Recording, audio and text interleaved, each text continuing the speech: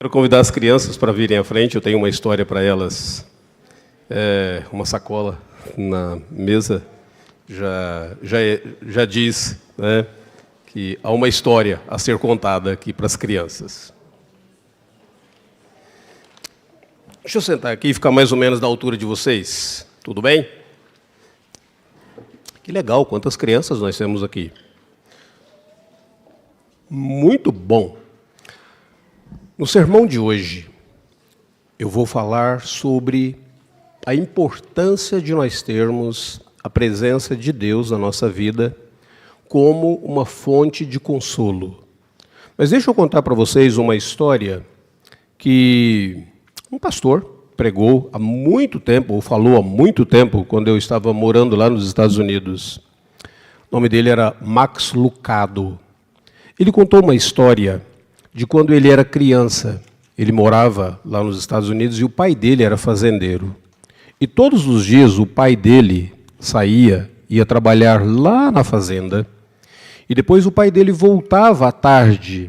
E quando o pai dele voltava à tarde, o pai dele deixava ele brincar com a bota, a botina do pai dele. Então ele punha o pé aqui nessa botina e saía andando para lá e para cá, na botina. Depois, o pai dele deixava ele colocar na cabeça dele o chapéu que o pai dele usava, né, Pedrinho? Olha só, deixava colocar assim o chapéu na cabeça dele, que era o chapéu que ele havia utilizado lá na fazenda. Ó, ixi, desse jeito, isso. E aí o pai dele também trazia para ele, assim, na marmita que ele levava, e nessa marmita ele tinha comida aqui dentro. Olha, não tem comida aqui hoje, mas nessa marmita ele tinha comida e ele deixava um pouquinho da comida e ele deixava o Max comer da comida e ele brincava lá na sala com o Max. Aí um dia ele falou assim: mas vamos imaginar que um dia o meu pai não voltasse para casa. Espera só um pouquinho, tá bom, Pedrinho? Tá bom? Disse, vamos imaginar que um dia o meu pai não voltasse para casa, mas o meu pai mandasse a marmita, o meu pai mandasse a botina, aqui, e o meu pai mandasse o chapéu. E ele diria, será que seria a mesma coisa? Será que se seu pai não voltasse para casa, mas ele mandasse o sapato dele para você, o cinto dele para você, a camisa dele para você, e seu pai não voltasse mais para casa, era a mesma coisa? Não, não é. Porque o mais importante é a presença do papai em casa para poder brincar conosco. O mais importante na nossa vida não são os presentes que Deus manda para nós. O mais importante na nossa vida é a presença de Deus na nossa vida. Então nós vamos orar agora. Você quer orar? Então você vai orar um pouquinho e depois eu faço outra oração, tá bom? Eu seguro o microfone porque na sua mão ele é mais perigoso. Tá bom? Então tá bom. Ora um pouquinho para nós. Papai do céu, noite, quando vai, outra noite, porque se vai dormindo, amém. Amém. Senhor, abençoe a nossa vida. Abençoe as crianças dessa igreja. Abençoe que nós possamos saber sempre que a Tua presença é o mais importante na nossa vida. Nós te pedimos em nome de Jesus. Amém. Pronto, agora vocês podem...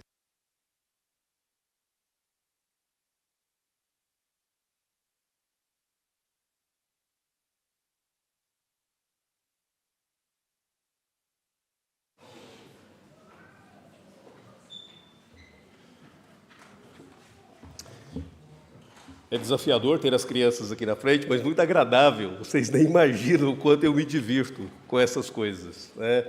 É sempre desafiador para saber, há uma disputa para saber quem vai pegar o microfone, mas é extremamente agradável quando você pensa na possibilidade do que eles estão aprendendo, de como que eles poderão depois em casa perguntar aos pais.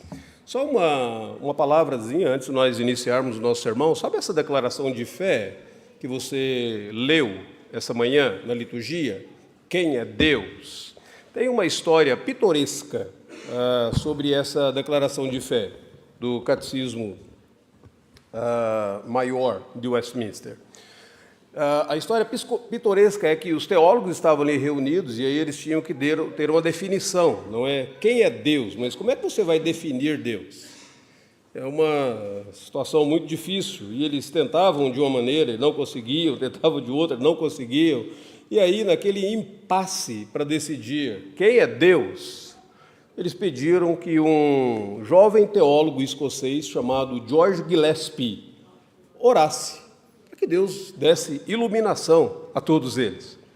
George Gillespie se levantou e ele disse assim: ó Senhor Deus, o Senhor que é Espírito e em si mesmo e por si infinito em seu ser, glória, bem-aventurança e perfeição, todo suficiente, eterno, imutável, insondável, onipresente, infinito em poder, sabedoria e santidade, justiça, misericórdia, clemência, longânimo e cheio de bondade e verdade, orienta-nos nesse momento. E quando ele terminou de orar, o pessoal disse assim: escreve. Escreve é uma boa definição de quem é Deus. Então, a história pitoresca é que a pergunta 7ª do Catecismo Maior é resultado de uma oração desse jovem George Gillespie, da Assembleia de Westminster. Vamos abrir a Escritura Sagrada no texto que está projetado no nosso telão, Isaías, capítulo de número 40. Nós leremos do versículo de número 1 ao verso de número 11, e eu vou ler para vocês da versão da Nova Almeida.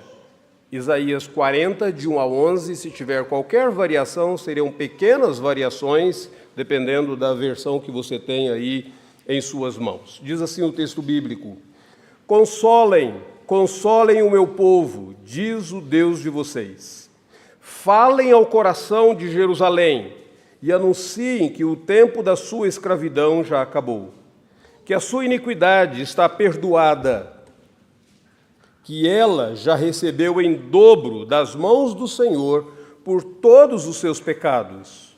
Uma voz clama: no deserto preparem o caminho do Senhor, no ermo façam uma estrada reta para o nosso Deus.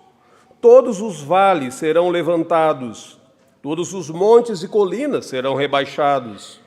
O que é tortuoso será retificado, e os lugares ásperos serão aplanados. A glória do Senhor se manifestará e toda a humanidade a verá, pois a boca do Senhor o disse. Uma voz diz: proclame. E alguém pergunta: que hei de proclamar? Toda a humanidade é erva, e toda a sua glória é como a flor do campo. A erva seca e as flores caem, soprando nelas o hálito do Senhor. Na verdade, o povo é erva. A erva seca e as flores caem, mas a palavra do nosso Deus permanece para sempre. Ó Sião, você que anuncia boas novas, suba a um alto monte. Ó Jerusalém, você que anuncia boas novas, levante a sua voz fortemente. Levante-a, não tenha medo. Diga às cidades de Judá: eis aí está o seu Deus. Eis que o Senhor Deus virá com poder e o seu braço dominará. Eis que o seu galardão estará com ele e diante dele vem a sua recompensa. Como pastor, ele apacentará o seu rebanho. Entre os seus braços recolherá os cordeirinhos e os carregará no colo. As que amamentam, ele guiará mansamente. Assim diz a palavra do Senhor. Vamos orar nesse instante? Bendito Deus, o Senhor que presente aqui está, fale ao nosso coração neste momento. Ilumine a nossa mente para compreendermos a Tua palavra e que Teu Santo Espírito, que habita em nós e está ativamente operando em nós, abra o nosso coração para recebermos a instrução, o consolo da palavra do Senhor. Em nome de Jesus, nós te pedimos. Amém, Senhor. No domingo passado, alguns membros dessa igreja tiveram uma experiência traumática. Depois de alguns momentos de confraternização, na residência de um dos irmãos, eles sentiram-se acuados sob o poder de uma arma. tiveram seus bens assaltados, as alegrias de momentos anteriores lhes foram roubadas e eles foram deixados com consequências ao longo da semana toda. Saques em contas correntes, tiveram que substituir alguns aparelhos e chips eletrônicos. Aqueles irmãos foram deixados carentes de uma palavra de consolo. O interessante é que naquela mesma semana eu havia meditado nesse texto, preparando o sermão para esse domingo. Eu estava voltando de viagem de férias, quando eu recebi a ligação, e eu já havia meditado nesse texto, que é um texto de consolo de Deus para as nossas vidas. O capítulo de Isaías, ele contém uma ordem do próprio Deus para vários pregadores daquela época, para que os pregadores consolassem o povo de Deus. Versículo de número 1 diz: consolem o meu povo, diz o Deus de vocês. E antes de nós entrarmos nesse texto e meditarmos na fonte e na mensagem de consolo que nós encontramos aqui nesse texto, eu gostaria de compartilhar 3 máximas de consolo com todos nós neste momento. A primeira delas é que as pessoas, elas não precisam apenas de advertências, correções nessa vida, mas elas são carentes também de consolo. Eu vejo isso nesse livro de Isaías. A primeira parte de Isaías, do capítulo 1 até o capítulo de número 39, consiste de confronto de Deus com relação ao povo dele. Logo no capítulo 1, você encontra aquela expressão muito conhecida do povo evangélico, de Deus falando acerca do povo dele no passado, dizendo: o boi conhece o seu dono, mas Israel não tem conhecimento, o meu povo não entende. Você encontra aquela expressão grave, logo no capítulo 1 de Isaías, dizendo assim: eu criei filhos, eu os fiz crescer, mas eles se revoltaram contra mim. O povo de Deus havia abandonado o próprio Deus naquela época. E é por isso que do capítulo 1 até o capítulo 39, Deus confronta aquele povo, Deus traz uma mensagem de juízo para aquele povo, dizendo que ele haveria, de fato, de castigar aquele povo. Mas quando chega no capítulo de número 40, Deus entende que aquele povo precisava não apenas do castigo, do confronto, do juízo, mas do consolo. Então ele diz: consolai o meu povo. E o verbo que aparece aí, ele tem uma força de imperativo. A ideia é que existe ternura nessas palavras do profeta.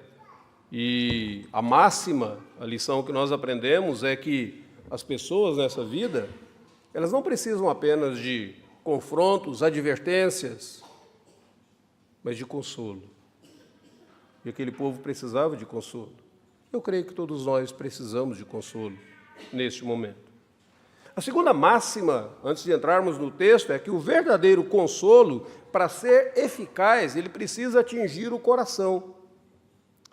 Muitas vezes nós queremos consolar as pessoas apenas tentando atingir a mente delas, dizendo assim: você entendeu? Às vezes a pessoa até entendeu, até compreendeu, mas ficou na cabeça e não desceu para o coração.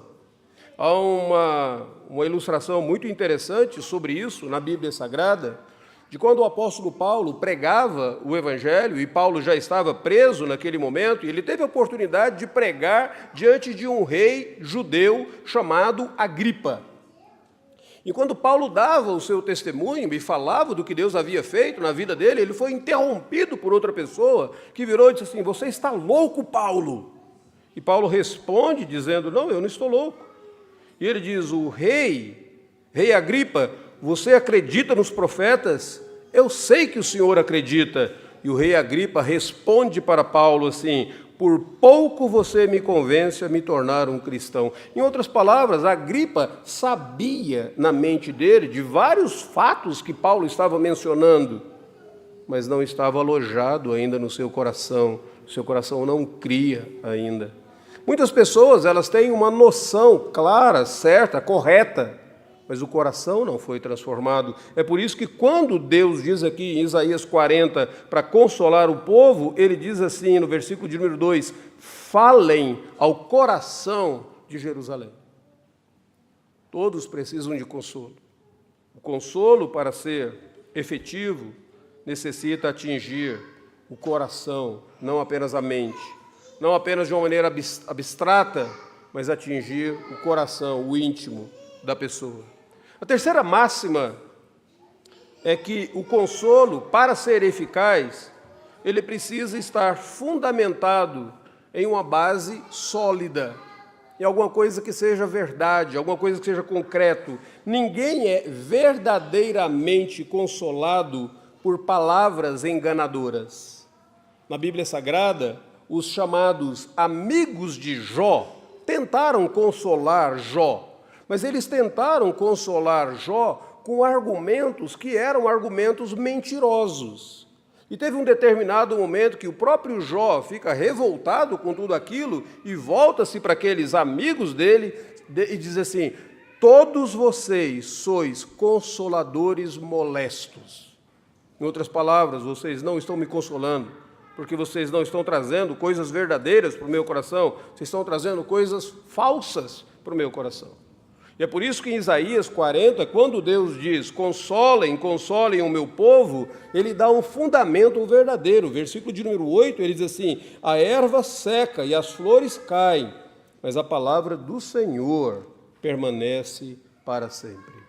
Então, olhando para esse texto de Isaías 40, o que nós encontramos aqui na palavra do Senhor, que pode ser um motivo para consolo da minha vida e da sua vida nesse mundo caído no qual nós vivemos? O que nós podemos observar que Deus fala aqui para o povo dele do passado e que serve e é totalmente aplicável à minha vida hoje também como cristão?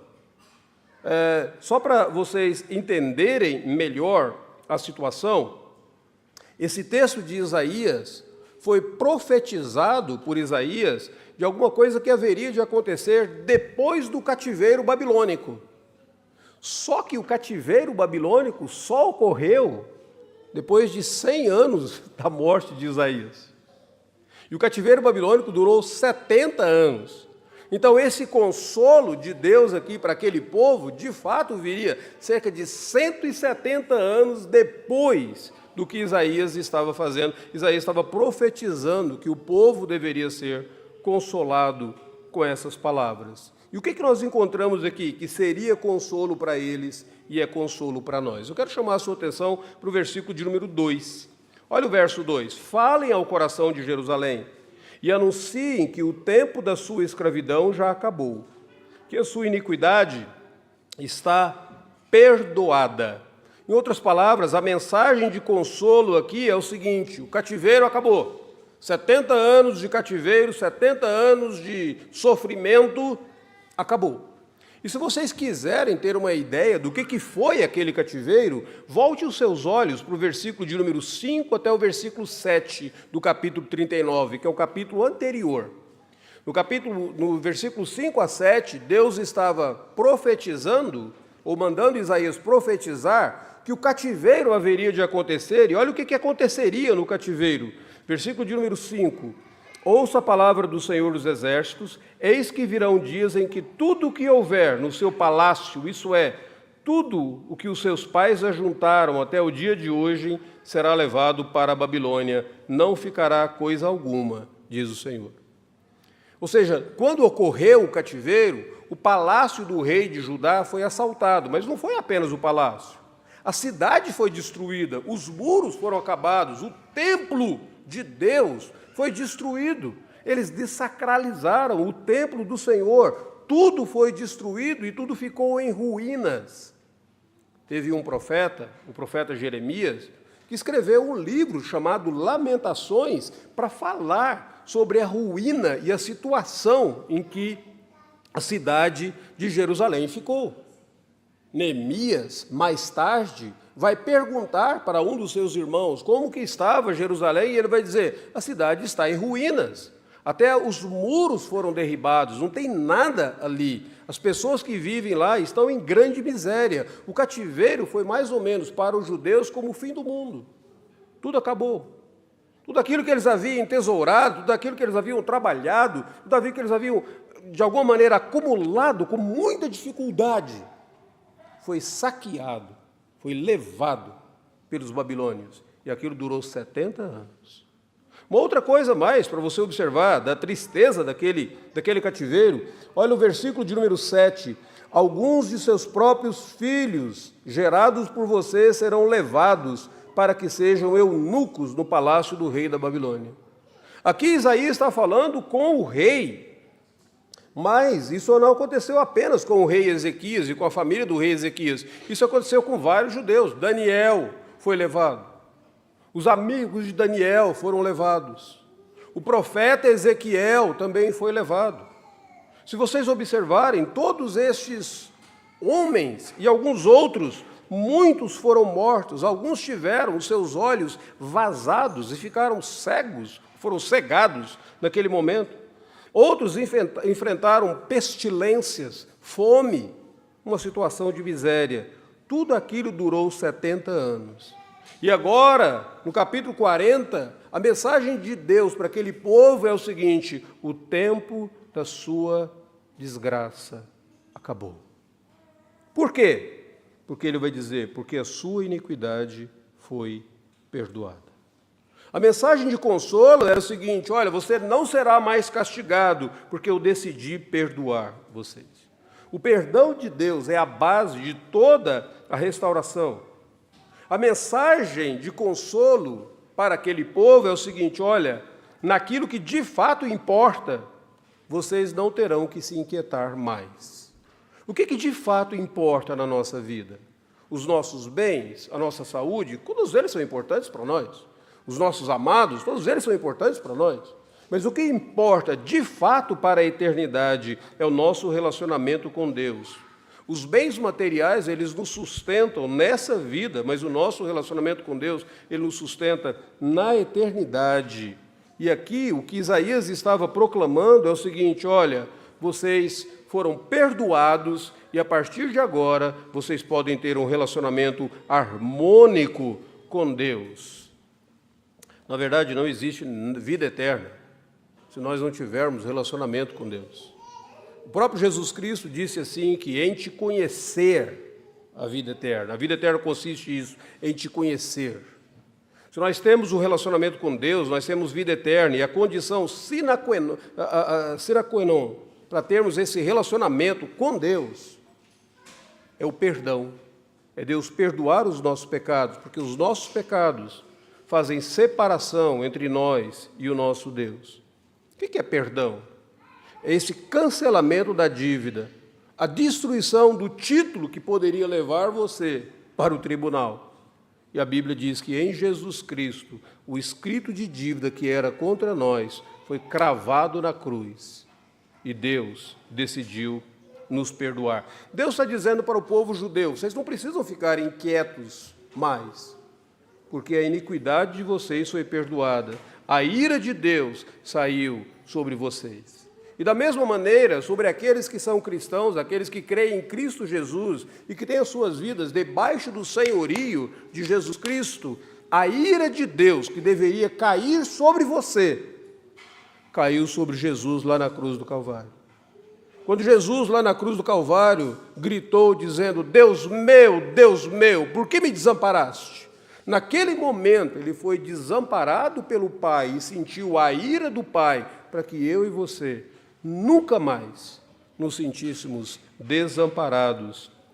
Não há mais condenação para aqueles que estão em Cristo Jesus. Qual que é a mensagem de consolo? A mensagem de consolo é: naquilo que de fato importa, o povo de Deus é consolado, porque o povo de Deus recebeu o perdão que Deus concedeu.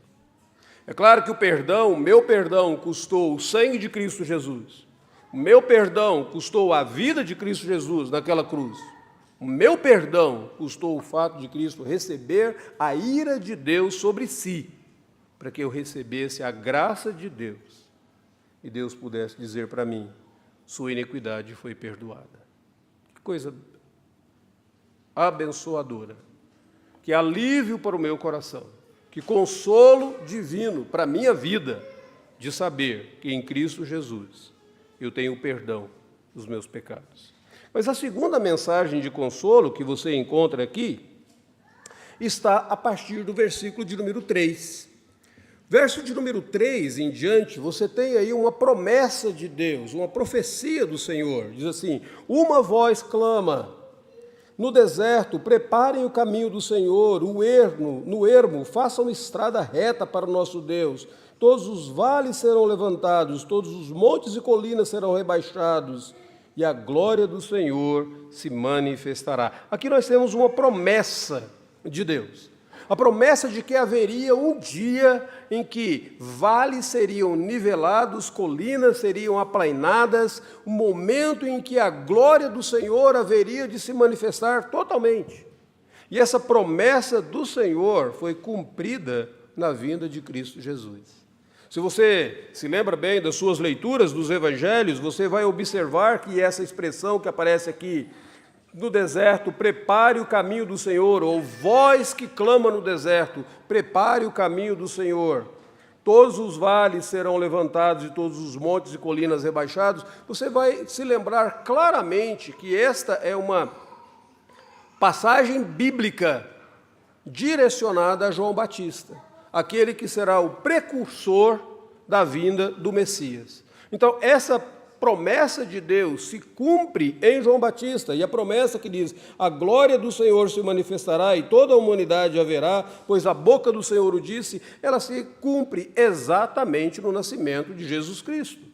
Os apóstolos dizem assim: e nós vimos a sua glória, glória como do unigênito do Pai. Então, qual que é o consolo do povo de Deus? É o consolo de saber que as promessas do Senhor não falham, porque Deus não mente. Na verdade, as minhas promessas falham. Quando eu prometo alguma coisa aos meus filhos, à minha esposa, aos meus netos, eu posso falhar. Eu não tenho controle do tempo. E muitas vezes eu posso prometer que eu vou chegar no horário tal, até eu descobrir que a 23 está parada. E eu não chego naquele horário. Eu posso até prometer, de alguma maneira, que nós teremos um bom domingo, um momento agradável, mas eu não tenho poder sobre as circunstâncias. E, de repente, numa interação que eu tenho com alguém da minha família, uma palavra num tom ruim, ou uma palavra num momento ruim, azeda todo o relacionamento. Você já experimentou isso? Nós vivemos isso continuamente. E aquilo que você esperava que seria totalmente agradável, não é. Nós não temos o poder sobre as circunstâncias. Nós mesmos somos falhos. Nós mesmos somos falhos. Quantas vezes você já ouviu daquela quarta pessoa da Santíssima Trindade, geralmente a sua esposa, que diz assim para você: você não muda nunca. Você tem que dizer assim: eu gostaria, mas eu não estou dando conta. Está difícil. Digo geralmente a esposa, porque a esposa é a consciência nossa, certo? Então, quando nós erramos, a esposa nos ama, então ela vai lá e mostra onde é que nós estamos errados. Nós podemos prometer muitas coisas, mas não temos a garantia de que as nossas promessas se cumpram. Mas quando diz respeito às promessas de Deus, olha, versículo de número 3 a 5, fala sobre a primeira vinda de Cristo Jesus, e vai dizer: a voz do que clama no deserto vai clamar. E assim aconteceu. Todos os 4 evangelistas falam sobre isso. A manifestação de Cristo, no versículo de número 5, a glória do Senhor, e tudo isso se cumpriu, e é por isso que o texto vai dizer: a palavra do Senhor permanece para sempre. Qual que é o consolo do povo de Deus? É o consolo de saber que aquilo que Deus prometeu, Ele vai cumprir. A âncora da minha fé e da sua fé é saber que Deus não pode mentir. É por isso que nós recusamos aquela definição de fé como um pulo no escuro. Não, fé não é um pulo no escuro. Fé, a minha fé, ela é muito lógica, alicerçada em fatos históricos da manifestação de que Deus cumpre as suas promessas. A veracidade de Deus é o grande consolo do povo de Deus. Você já prestou atenção como que a Bíblia Sagrada enfatiza que Deus é verdadeiro? Ela diz assim, Deus não é o homem para mentir. A Bíblia Sagrada diz assim, Deus é rochedo forte é o Senhor. A Bíblia diz, Deus é o mesmo, ontem, hoje, o será para sempre. A veracidade de Deus é o grande consolo para a vida do crente. Então nós já encontramos aqui dois consolos. Primeiro, nas coisas que de fato importam, o perdão de Deus, o relacionamento com Deus, nós somos abençoados totalmente. Em segundo lugar, as promessas de Deus, elas têm o sim de Deus, e a palavra de Deus permanece para sempre, e nós podemos ser consolados nisso. Mas a terceira e a última coisa que eu gostaria de chamar a atenção de vocês se encontra do versículo 9 até o versículo de número 11. Do verso de número 9 até o 11, traz essa seguinte lição para nós, que nós podemos viver na certeza de que, com Deus, o futuro será melhor. Observe aqui algumas expressões que aparecem nesses versículos, que são expressões futuras. Diz assim, o Senhor Deus virá, versículo 10, o seu braço dominará, versículo 11, como pastor ele apacentará. A grande questão é, quando é que essa promessa e essa profecia de Deus haveria de cumprir? Será que seria no dia da restauração do cativeiro, 170 anos depois do que Isaías escreveu isso aqui? Pode ser que sim. Ou será que seria de fato no dia da redenção completa, quando Jesus voltar pela segunda vez e todos nós desfrutaremos do cumprimento dessa profecia aqui? Pode ser que sim. O fato é que as duas coisas estão no futuro, o fato é que as duas coisas comunicam essa grande verdade de que, com Deus, o futuro será melhor. E por que o futuro é melhor com Deus? Olha o versículo 9 e 10. Versículo 9 e 10 fala da presença do Senhor Deus, a intervenção de Deus, que será tão palpável que as pessoas poderão dizer, eis aí está o seu Deus. Ou seja, aquele momento do futuro em que você não vai desfrutar apenas das obras de Deus, mas da própria presença de Deus. É como aquela história que nós contamos para as crianças. É como o pai que voltava e ele trazia os seus utensílios e ele deixava o filho brincar com os utensílios, mas o mais importante ali não era a botina, não era o chapéu, não era a marmita. O mais importante era a presença daquele pai, a presença de Deus. É engraçado porque na Bíblia Sagrada, os apóstolos, eles ficam maravilhados quando eles veem a presença de Deus na face de Cristo. Moisés havia orado para Deus, dizendo, Senhor, me mostra a tua glória. Os servos de Deus ficavam admirados quando a glória de Deus enchia o templo. Mas quando Cristo Jesus veio, os apóstolos disseram, e nós vimos a sua glória. A glória como do unigênito do Pai. Que coisa boa. O futuro será melhor. Por quê? Por causa da presença palpável de Deus. Aconteceu assim na primeira vinda de Cristo. Acontecerá assim, certamente, no retorno do Rei, a segunda vinda de Cristo Jesus. Mas a segunda coisa importante para você observar aí é que essa vinda de Deus trará galardão para os seus servos. Olha o versículo 10 e 11. E o texto diz assim, eis que o seu galardão está com ele, e diante dele vem a sua recompensa. A Bíblia Sagrada fala sobre galardão e recompensa, e muitas vezes nós temos uma dificuldade muito grande em definir o que é galardão, o que é recompensa, não é?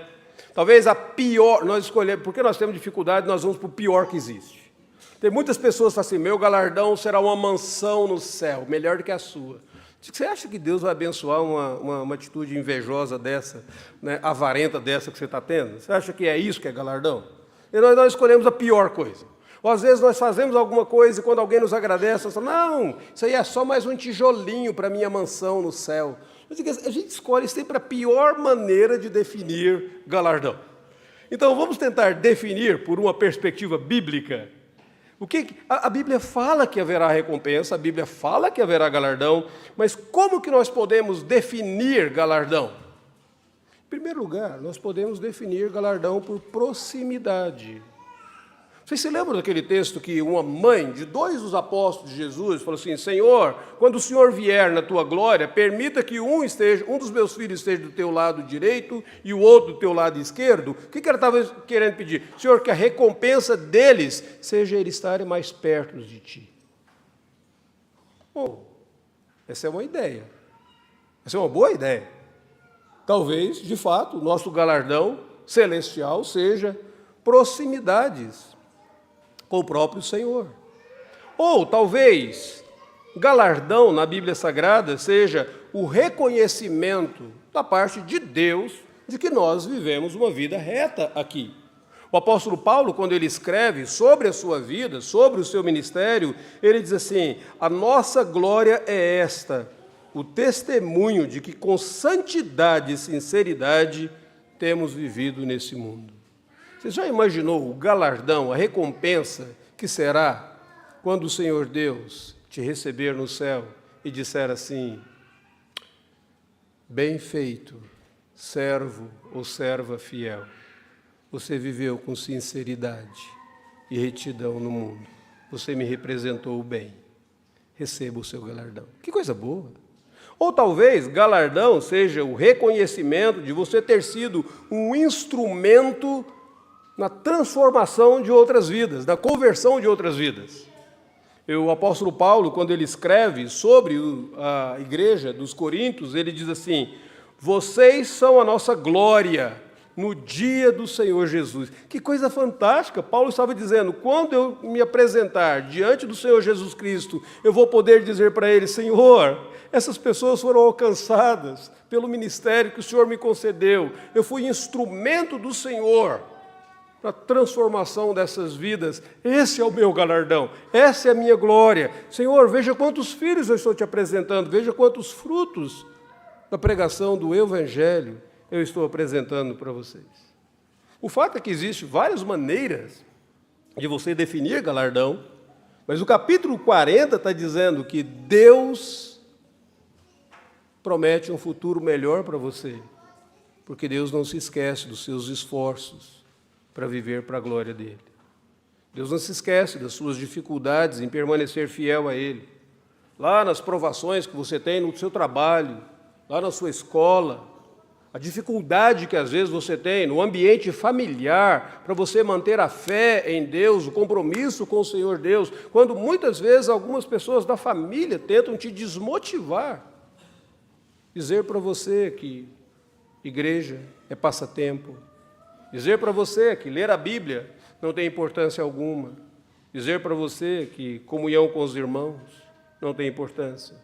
Mas aqui o texto está dizendo: o Senhor trará o seu galardão. E o versículo de número 11, parece que ele define aqui galardão com a proximidade de Deus e o cuidado direto de Deus com aqueles que creem em Deus. Diz assim: você será apacentado pelo Supremo Pastor. Ele vai recolher vocês nos seus braços e ele vai carregar nos colo. Que grande recompensa é essa? Você ser cuidado diretamente por Deus. Deixa eu contar uma história para vocês. Na China, período em que os missionários eram enviados para evangelizar na China, teve um homem de Deus que trabalhou ali e que o ministério dele foi desenvolvido naquele local chamado Hudson Taylor. Hudson Taylor dedicou toda a vida dele para a evangelização ali dos chineses. E ele queria entrar para o mais interior da China, lugares perigosos, porque eram lugares onde tinham guerras e disputas entre os próprios chineses, e porque haviam muitas guerras, os missionários estavam colocados em uma situação de vulnerabilidade, e muitos deles morriam naquelas guerras. Mas Hudson Taylor dedicou os seus talentos como médico, como missionário, para servir aquele povo. Uma determinada ocasião, Hudson Taylor foi à capital da China para recolher as cartas que as pessoas mandavam para ele. E tinha um amigo dele, que estava com ele naquele momento. E numa das cartas de Hudson Taylor estava escrito, isso havia sido, que alguém havia escrito para ele, estava escrito o nome do autor da carta. E dizia George Miller, da cidade de Bristol, na Inglaterra. George Miller foi conhecido como um homem de oração. George Miller, ele cuidava de um orfanato e ele não pedia dinheiro para ninguém, porque ele curvava os seus joelhos e dizia, Deus, se essa obra do Senhor, o Senhor vai mandar o sustento. E George Miller era conhecido por todos como um homem que orava o tempo todo. Até uma história muito interessante sobre George Miller, numa ocasião em que as crianças acordaram, não tinha nada para eles tomarem café da manhã, e as pessoas chegaram na sala dele, ele estava orando, e eles disseram, e agora, o que nós fazemos? Ele diz, o que nós fazemos? Nós vamos orar. E ele começou a orar com elas, de repente alguém bate a porta e diz assim, eu sou o leiteiro que entrega o leite lá na cidade, e a minha carroça quebrou a roda, e eu estou com muito leite ali, e vai perder se ficar até amanhã. Vocês têm alguma utilidade para esse leite nesse dia? E as crianças foram alimentadas com aquele leite. Mas quando Hudson Taylor estava olhando as cartas, numa das cartas estava escrito George Miller, de Bristol. E o amigo de Hudson Taylor disse assim, esse homem ora por você? Aliás, esse homem escreve para você? Foi a pergunta. E a resposta foi, esse homem ora por mim. E o amigo de Hudson Taylor disse assim, dizem que quando esse homem ora, até o céu fica em silêncio. E o Hudson Taylor diz, se o céu fica em silêncio com as orações de George Miller, de Bristol, imagine com a intercessão do Filho de Deus, que vive para interceder por meio daqueles que se aproximam dele. Você quer um consolo maior do que isso? De você ser cuidado diretamente por Deus. Consolai, consolai o meu povo, diz o Senhor. Isaías 40 nos apresenta o verdadeiro consolo de Deus. E esse consolo de Deus, ele se cumpre totalmente em Cristo Jesus. Jesus Cristo que morreu naquela cruz, derramando o sangue dele para o nosso perdão, Jesus Cristo mesmo nos dá o perdão real. Então, naquilo que de fato importa, cristão, não há mais condenação para você. Cristo te perdoou dos seus pecados. E o sangue dele, derramado na cruz, te lavou das suas memórias, inclusive das suas transgressões. Que coisa boa. Aplique o sangue de Cristo na sua vida diariamente.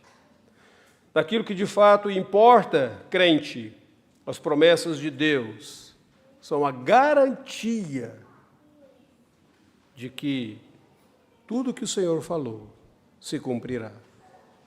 Quando você vende uma propriedade, eu acho que eu vendi um carro essa semana, eu não tenho certeza, o Júnior vai me comunicar depois. Mas quando você vende alguma propriedade, algum bem, você normalmente pede um depósito de garantia, não pede? R$1.000, R$100, R$100.000, R$500.000, só de garantia. E depois você faz o negócio. A garantia que Deus nos deu é o Espírito Santo de Deus no nosso coração, e aquilo que Cristo já realizou, nós já temos o depósito que garante que as promessas do Senhor vão se cumprir totalmente na nossa vida. Aguardemos, pois, o retorno de Cristo. E para aguardarmos o retorno de Cristo fielmente, eu quero que você se lembre que o melhor ainda está por vir no retorno de Cristo Jesus. E para te ajudar a confiar sempre, Deus nos deu até o Santo Espírito dele para nos consolar e nos confortar. Durante essa semana, conversando com uma das nossas irmãs que estavam naquele assalto domingo, que ficou tremendamente chocada. Em momento que eu estava conversando com ela, ela disse, eu estou muito triste porque eu acho que eu não estou conseguindo nem orar direito. Eu disse para ela, então eu quero te lembrar que a Escritura Sagrada diz que quando nós não conseguimos orar como convém, o Espírito Santo transforma os nossos gemidos em oração diante do Pai, e as nossas orações sobem como um verdadeiro incenso. Ela diz: que bênção! Eu tinha me esquecido desse texto, de saber que Deus cuida de mim até o ponto de me dar o Espírito Santo para me ajudar a permanecer crendo. Consolai, consolai o meu povo.